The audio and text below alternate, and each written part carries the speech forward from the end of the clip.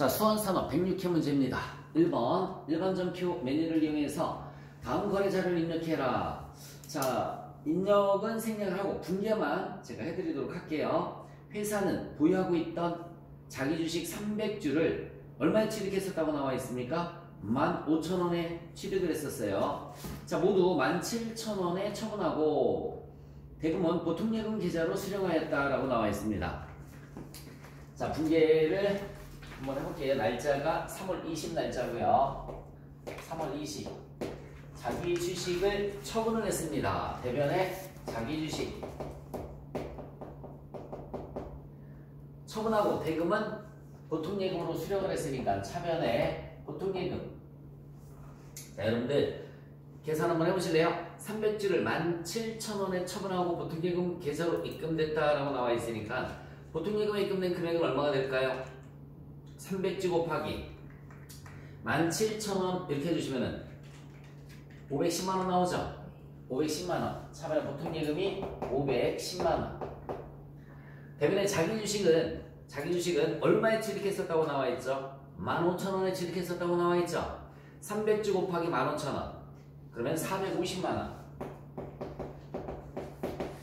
450만원이 갑니다. 그러면은 여기 잠깐만 보세요. 450만원짜리를 510만원에 팔았으니까 이익이죠. 그러면은 자기 주식 처분이익인데 잠깐만 여기 보세요. 자기 주식 처분이익을 쓰기 전에 자, 450만원짜리를 510만원에 팔았어요. 그러면은 60만원이 이익이에요. 자기 주식 처분이익이 60만원이 나와야 되는데 이걸 쓰기 전에 반드시 뭘 조회를 해줘야 되느냐면 자기 주식 처분이익의 반대가 뭐죠? 처분 손실이 있는지 이것을 찾아봐야 돼요. 그리고 이 자기 주식 처분 손실은 어디에서 찾아보시면 되느냐면 합계잔액 실산표에서 찾아보시면 돼요. 합계잔액 실산표 들어가 보세요.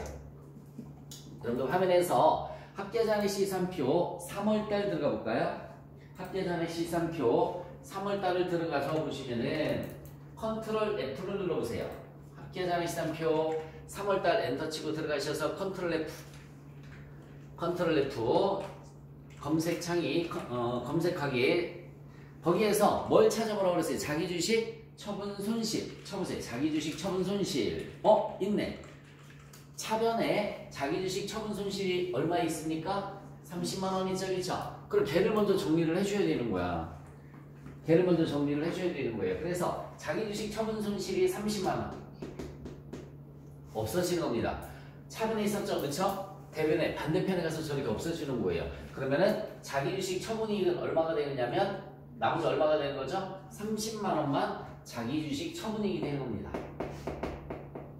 이 분개 원리는 이렇게 생각해주면 되지. 내가 A라는 주식을 여기 잠깐만 거기 들어보세요. A라는 주식이라고 할게요. A라는 주식을 오늘 팔아서 60만원을 벌었어요. 근데 지난번에는 팔아서 30만원 손해를 봤어요. 그러면 오늘 벌은 60만원이 다가 아니죠, 그쵸? 지난번에 팔아서 30만원 손해본 게 있으니까는 서로 상계 처리하면 나는 이익이 얼마가 되는 거예요? 30만원이 되는 거죠, 그치? 삼성전자 주식을 옛날에 팔아서 30만원 손해본 게 있었어. 그리고 오늘 팔아서 60만원 이득 봤으면 60만원 이득이 다가 아니잖아, 그치? 과거에 얼마 손해본 게 있었다고 그랬어요? 30만원. 그거 상계 처리를 해줘야죠. 그래서 진짜 버는 돈은 30만원이죠. 그래서 분개를 이런 식으로 해주셔야 되는 겁니다. 자, 이렇게 해줘야 되는 분개가 토탈 6가지가 있는데 여기다 먼저 정리를 잠깐만 해드릴게요. 정리를 잠깐만 해드리면 잘 봐요. 차변에 보통예금 100원, 대변에 자기 주식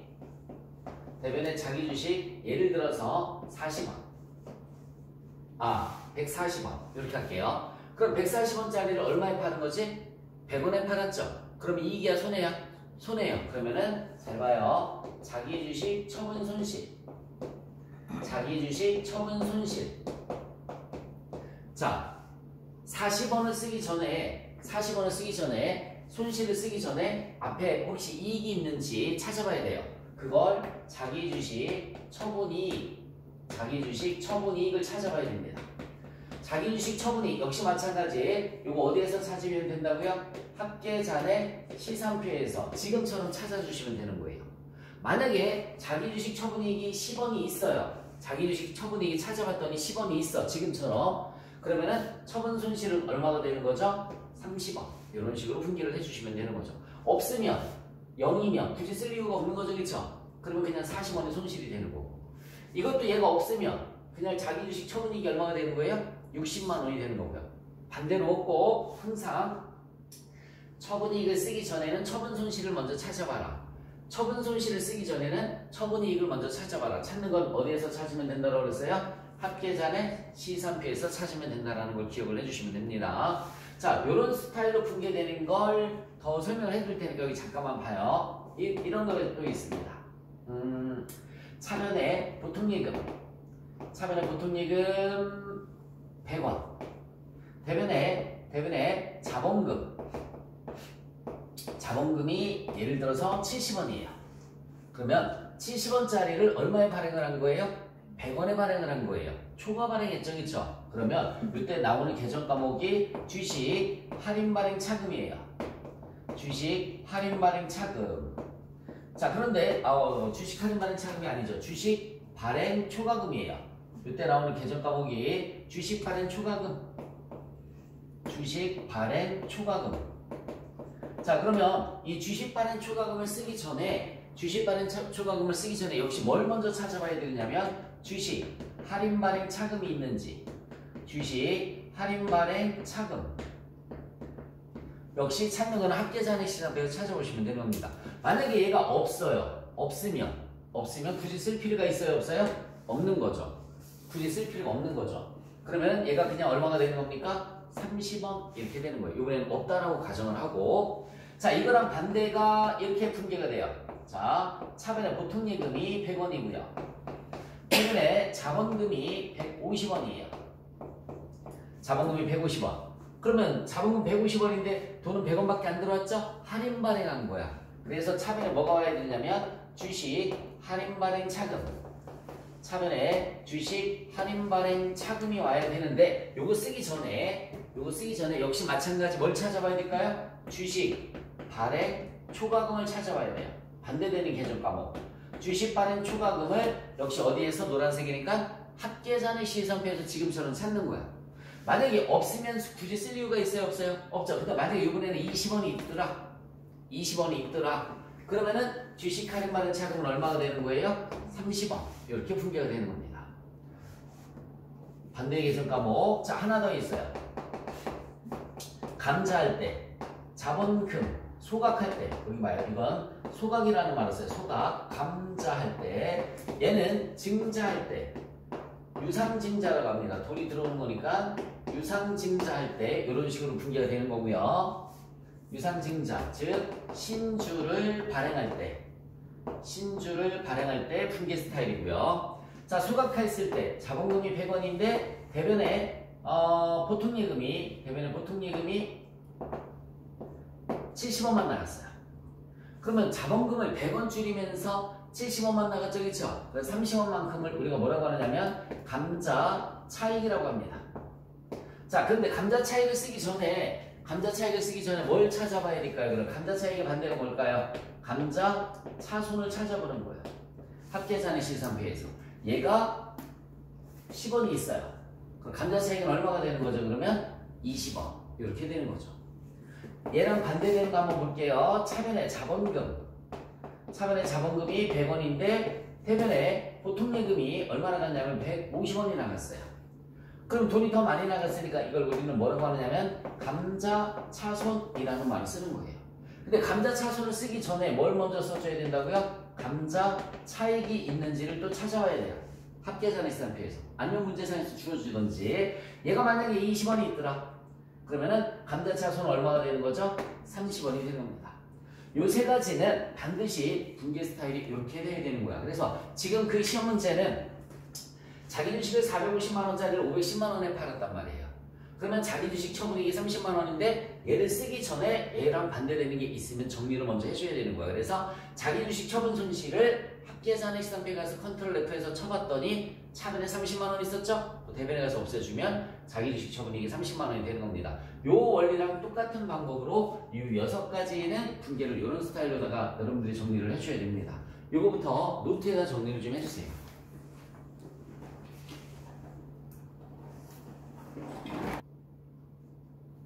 자, 2번 문제 보시면은 액면가의 1억 원 5년 만기 사채를 1억 200만 원에 발행하였으며 대금은 전에 보통예금 계좌로 받았습니다. 차변에 3월 31일 날짜예요. 3월 31일 차변에 보통예금 1억 200. 대변에 돈이 들어온 이유가 사채를 발행해서 들어왔죠. 대변에 사채라고 해요. 사채는 항상 액면금액입니다. 1억. 대변에 사채 1억. 차변에 보통예금 1억 200. 대변에 사채 1억. 대변에 여기 봐요. 1억짜리 주고 1억 200 돈이 들어왔단 말이에요. 할증 발행했다라고 해서 사채 할증 발행 차금이란 말 써요. 사채 할증 발행 차금이 200만 원 이렇게 됩니다. 사채 할증 발행 차금이 200만 원. 여러분 그러면 요거의 반대는 뭘까요? 만약에 돈이 적게 들어오면은 차변에 요거의 반대는 뭘까요? 사채 할인 발행 차금이라고 하는 거고요. 사채 할증 발행 차금의 반대는 사채 할인 발행 차금 이렇게 되는 거예요. 사채 할인 발행 차금. 4월 30날짜 분계를 보겠습니다. 4월 30날짜 분계를 보시면 다음은 4월분 급여 내역으로서 급여 지급일은 4월 30일이며 보통예금에서 지급을 했어요. 하나의 전표로 처리할 것. 영업분은 급여라고 하고요. 영업분은 급여. 급여가 총 급여가 얼마냐면 240만 원이에요. 240만 원. 생산부, 제조부는 임금이라는 말을 씁니다. 임금. 임금의 금액이 얼마가 되느냐면 210만 원. 210만 원. 대변에는 다 주는 게 아니라 소득세 등 세금 떼고 저쪽 있죠. 대변에 예수금이라고 하죠. 돈 줄 때 세금 떼는 거 예수금이란 말 써요. 예수금이 얼마가 될까요? 46만 4천. 46만 4천 얼마? 230원. 차분의 급여가 240만 원. 임금 210만 원, 대변에 예수금이 46만 4,230원. 나머지 보통예금에서 지급을 했으니까 보통예금 금액은 3만 5,770원이 됩니다. 770원. 이렇게.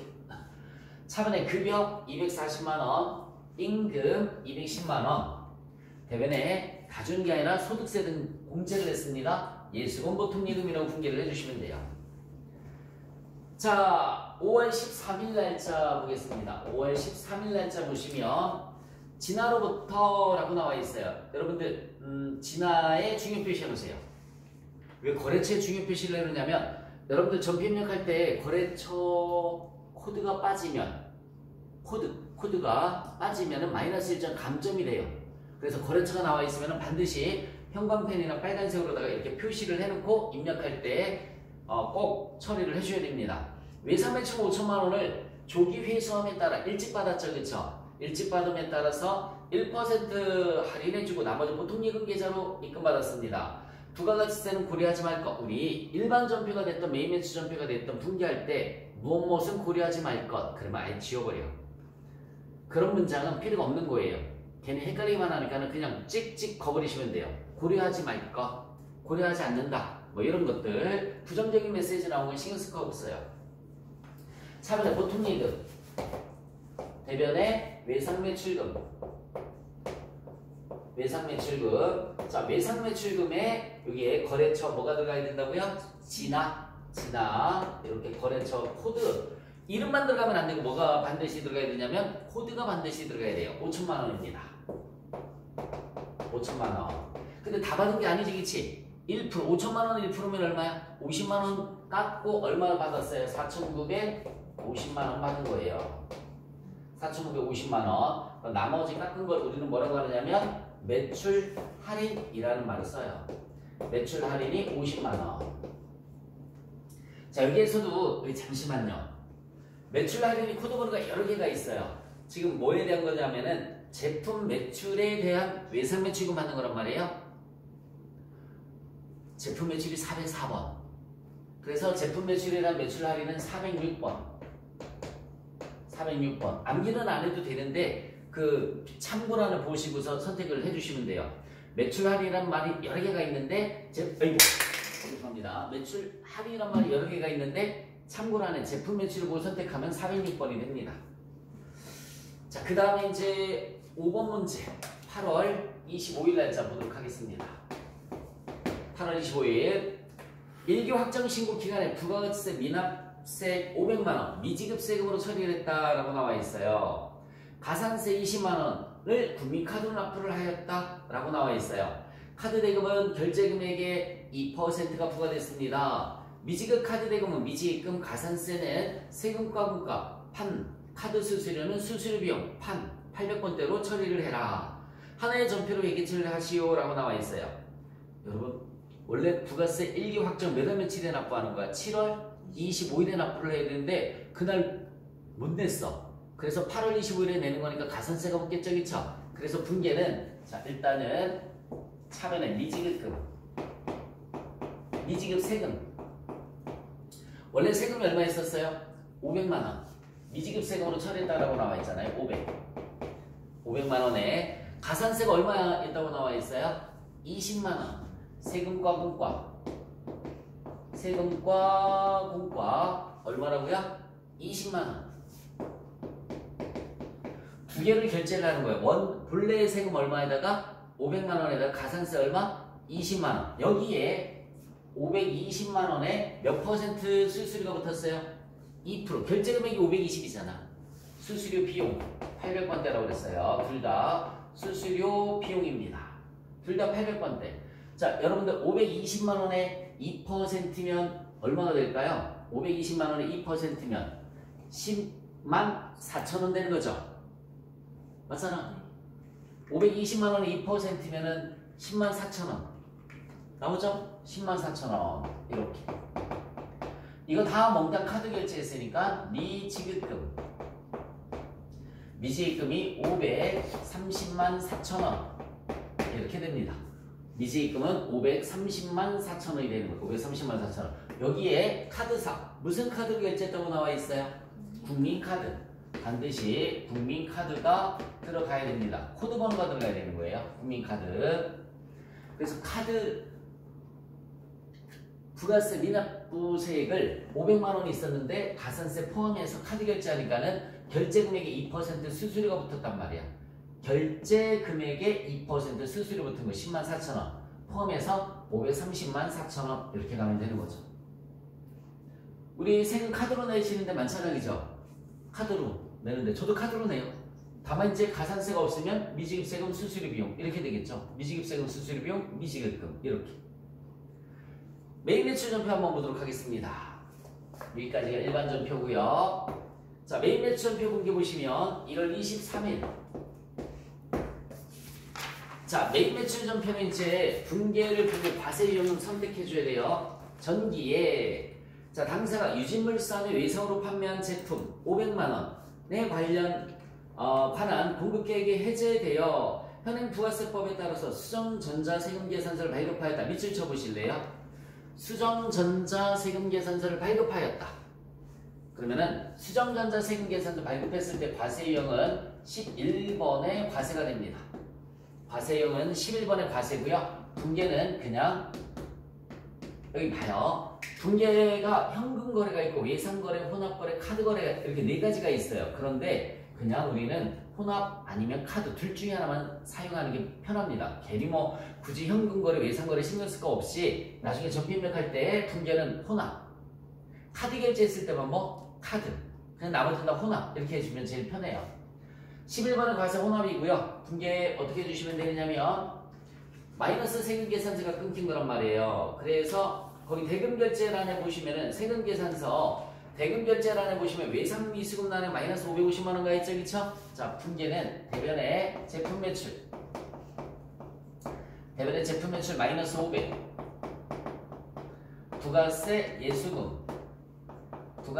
예수금이 마이너스 50 외상매출금하고 상계처리 했으니까 외상매출금이 마이너스 550 이렇게 분계해 주시면 됩니다.